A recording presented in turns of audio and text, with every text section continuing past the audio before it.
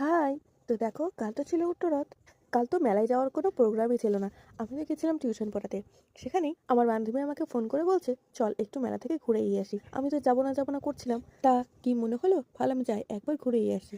একটা আশ্চর্যের বিষয় কি বলতো, সোজা রথে দূর থেকে জগন্নাথ দেবের দর্শন করে চলে এসেছিলাম। কিন্তু এবার আসার কোনো প্ল্যানই ছিল না, তা সত্ত্বেও আসলাম। এসে কি সুন্দর দেখো, রথের দড়িটাও এবার টানা হয়ে গেল। কথায় আছে না, কপালের লিখন কেউ খণ্ডাতে পারে না। কপালে থাকলে সেটা তোমার সাথে হতে বাধ্য। যাই হোক, তারপর বাজার কালীকে প্রণাম করে চলে আসলাম মেলায়। মেলায় এসে তো দেখি এখানে আরো একটি রথ এসে উপস্থিত হয়েছে। কিন্তু আজকে সারাদিন যা বৃষ্টি হয়েছে, মেলার ভেতরটা দেখো, চারিদিকে শুধু কাদা আর কাদা। এই কাদা অতিক্রম করে আমরা চলে গেলাম মেলার ভেতরে।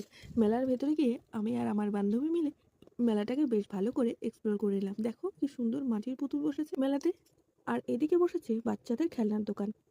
জানো তো, আমার না এই ছোট বাচ্চাদের খেলনাগুলো দেখতে বেশ ভালো লাগে। তাই আমার বান্ধবী তার ভাস্তার জন্য এখান থেকে নিয়ে নিল তার জন্য একটি সুন্দর খেলনা।